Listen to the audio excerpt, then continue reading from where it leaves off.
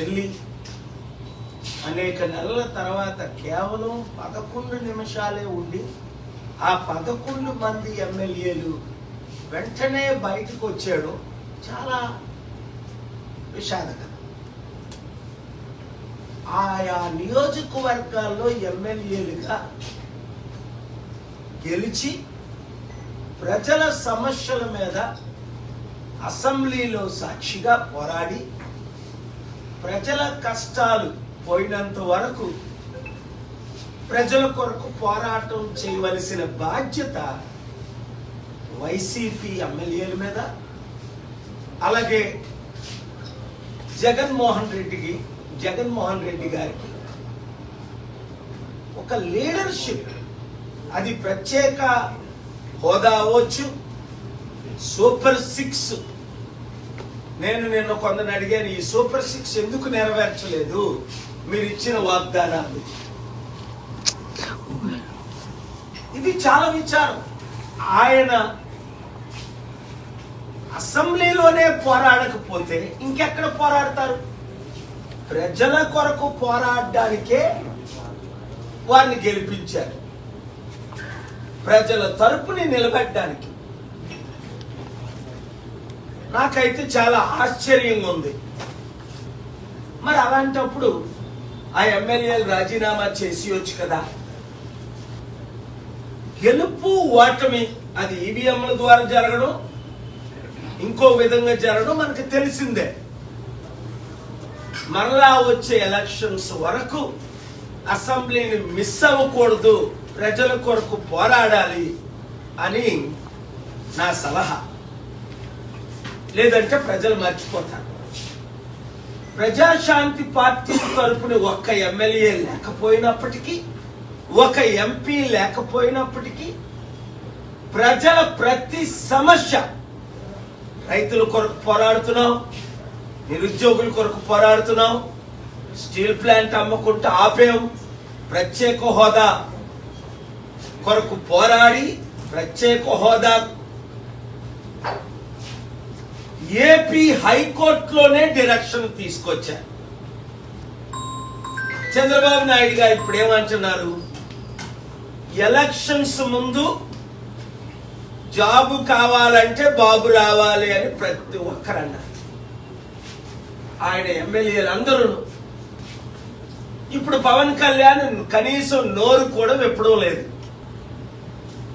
ఇప్పుడు పవన్ కళ్యాణ్ ఏమంటున్నాడు? కుంభమేళ లేదా దేశం అంతా సనాతన ధర్మంగా మార్చేస్తాను అని దేశం అంతా నార్త్ ఇండియా నుంచి సౌత్ ఇండియా వరకు తిరుగుతున్నాడు. మరి ఎలక్షన్స్ ముందు పవన్ కళ్యాణ్ చెప్పొచ్చు కదా, నేను సనాతన ధర్మంలోకి మారిపోయాను, నేను అందరినీ మార్చడానికే రాజకీయాల్లోకి వచ్చానని. 30,000 మంది బాలికలు జగన్మోహన్ రెడ్డి సమయంలో మిస్ అయిపోయారు, అమ్మాయిలు మిస్ అయిపోయారు, దొరకట్లేదు, మేము రాగానే అమ్మాయిలందరినీ తీసుకొస్తామన్నారు. ఒక్క అమ్మాయినైనా తీసుకొచ్చారా? లేదు. 1,00,000 మంది మహిళలకు జగన్మోహన్ రెడ్డి గారు 5,000 ఇస్తున్నారు,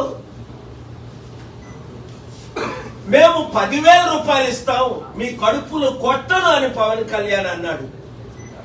కనీసం దాని గురించి ఇప్పుడు మాట్లాడట్లేదు. ఆ 2 లక్షల వాలంటీర్లో 200 మందికి కూడా ఒక్కరికి కూడా కనీసం 5,000 కూడా ఇవ్వట్లేదు.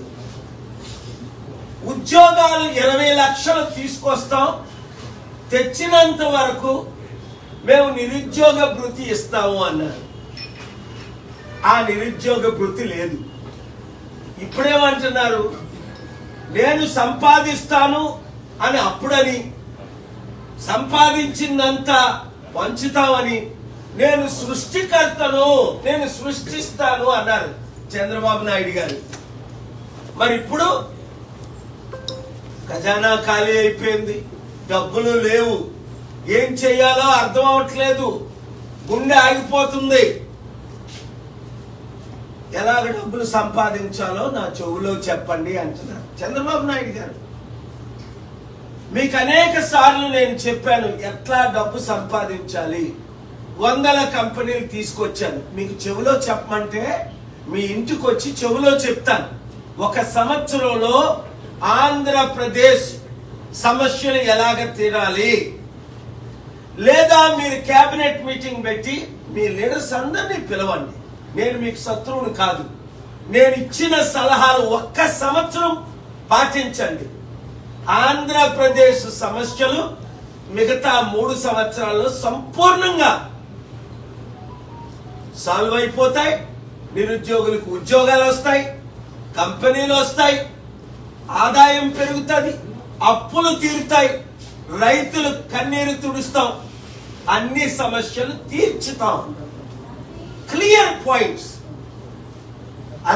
అతి దరిద్ర భేద దేశమైన యుద్ధాల దేశమైన లైబీరియా మీకు తెలుసు. చంద్రబాబు నాయుడు 30 రోజులు ఉన్నా. మొదట యుద్ధం ఆపారు. తర్వాత 2 సంవత్సరాల్లో $2,000 బిలియన్ ఇన్వెస్ట్ చేసి ప్రతి గ్రామంలో స్కూల్ పెట్టాం, ప్రతి గ్రామానికి లైటింగ్ ఇచ్చాం, ప్రతి గ్రామ మండలానికి హాస్పిటల్ కట్టాం, ఉచిత విద్య వైద్యం, నిరుద్యోగులకు ఉద్యోగాలు, మహిళను ప్రెసిడెంట్ చేశాం. There are problems, there are solutions. ఇప్పుడు పవన్ కళ్యాణ్కి ప్రాబ్లమ్స్ ఒకటే తెలుసు, సొల్యూషన్ తెలీదు. అందుకే మొన్న మోదీ గారు ఆయనకి చెవులో కాదు అందరూ వింటుండగానే చెప్పారు, నువ్వు ఋషిలాగే బాగున్నావు, నువ్వు హిమాలయాలు వెళ్ళిపో, నీకు రాజకీయం రాదు. దానికి ఆయన నవ్వుతున్నాడు, అర్థం చేసుకోలేకపోయాడు పవన్ కళ్యాణ్. ఎందుకంటే ఆయన మాటలు, ఆయన చేష్టలు ప్రజలందరికీ అర్థమైపోయింది. Pawan Kalyan is not fit for politics. కనుక కూటమి ప్రభుత్వం ఫెయిల్ అయినందుకు జగన్మోహన్ రెడ్డి గారు ప్రశ్నించాలి. అపోజిషన్ అనేది ప్రశ్నించాలి. మాకు ప్రతిపక్ష హోదా ఇస్తేనే. చూడండి, గత పార్లమెంట్ లో 2014 నుంచి 19 వరకు కాంగ్రెస్ పార్టీకి ప్రతిపక్ష హోదా లేదు. ఎందుకంటే 543లో 54 సీట్లు రాలేదు కనుక 10%. మరి కాంగ్రెస్ ఎంపీలు పార్లమెంట్ ను బాయ్కట్ చేశారా? లేదే రాహుల్ గాంధీ ఎంపీలందరూ వెళ్ళి ప్రశ్నించారా లేదా?